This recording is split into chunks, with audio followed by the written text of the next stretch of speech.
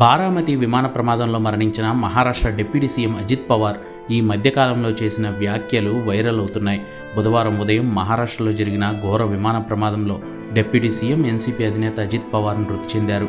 మహారాష్ట్ర రాజకీయాల్లో కీలక నేతగా ఉన్న ఆయన మృతి రాజకీయ వర్గాలనే కాక సామాన్య జనాలు కూడా జీర్ణించుకోలేకపోతున్నారు.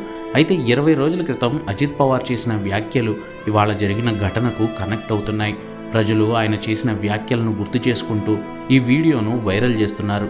ఈ జనవరి 9న సాంగ్లీలో ఓ మీటింగ్లో పాల్గొన్న అజిత్ పవార్ స్థానిక నాయకులతో మాట్లాడుతూ పైలట్ పిలిస్తే మనం వెళ్లాల్సిందే అని కామెంట్ చేశారు.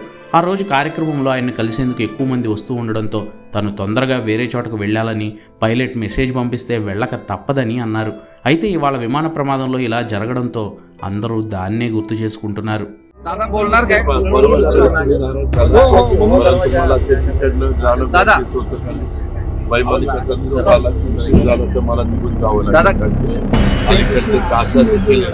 అలాగే వారం రోజుల క్రితం ఆయన చేసిన ట్వీట్ కూడా ఇవాళ ఘటనకు కనెక్ట్ అవుతోంది.